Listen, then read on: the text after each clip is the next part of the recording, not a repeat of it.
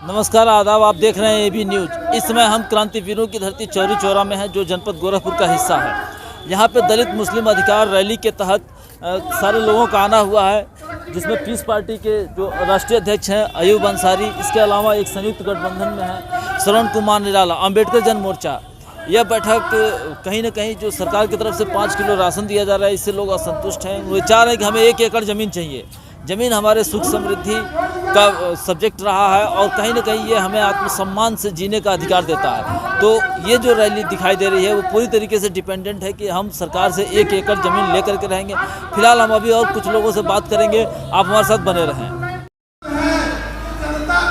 Sir, Gorakhpur जनपद में स्थित चौरी चौरा ऐतिहासिक धरती से आप एक बड़े जनसमूह को लीड कर रहे हैं, आज का क्या मामला है?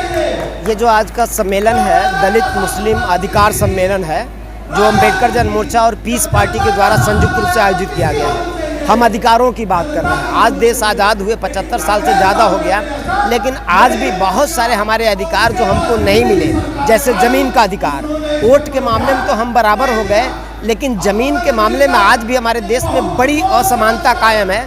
किसी के पास हजारों एकड़ ज़मीन और किसी के पास 1 डिसमिल भी ज़मीन नहीं है। शिक्षा के अधिकार से हमें लगातार वंचित किया जा रहा है। मुस्लिम समाज को आतंकित किया जा रहा है। यूसीसी के नाम पे कभी इस तरह से तमाम ऐसे कानून बनाने की बात कही जाती है जो उनको धमकाया जाता है।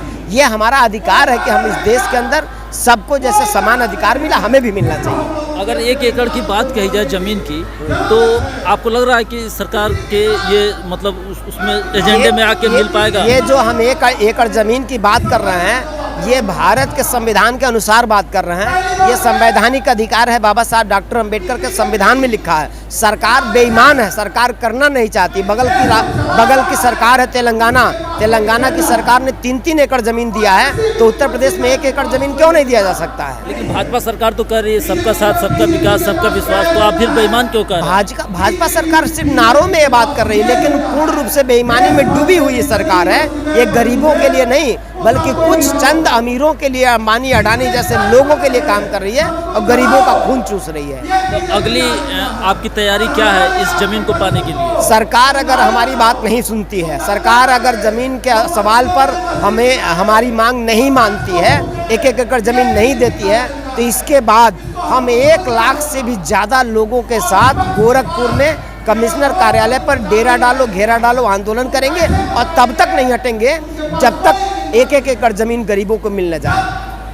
ये रहे हमारे साथ श्रवण निराला जी, उन्होंने कहा है कि संवैधानिक अधिकारों के तहत हम अपनी बात रख रहे हैं और हमें उम्मीद है कि सरकार कहीं ना कहीं सामाजिक में, जो संविधान में सामाजिक एकता समता की बात कही जा रही है, उस ग्राउंड पे हमें जरूर मिलेगी। एबी न्यूज़ से बात करने के लिए धन्यवाद। इस आंदोलन के ये आंदोलन के लिए यही कहना चाह रही हूँ कि जनता अपने अधिकार के प्रति जाग चुका है और उसकी असर आपको दिख रहा है।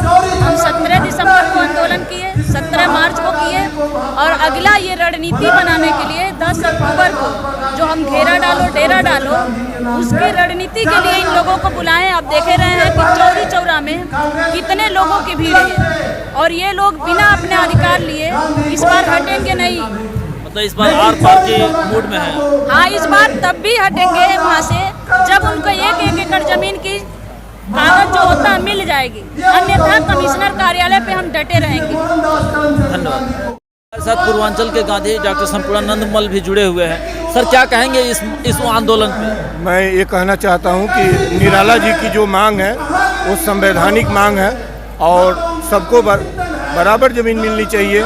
1 एकड़ भूमिहीनों के लिए इन्होंने ज़मीन की मांग की है, सरकार को देना ही पड़ेगा। सरकार देना अभी नहीं चाहती है, लेकिन देना पड़ेगा। इसलिए देना पड़ेगा कि यह फंडामेंटल राइट में लिखा हुआ है, राइट टू इक्वलिटी में है। ज़मीनें इनको बराबर बांटना चाहिए।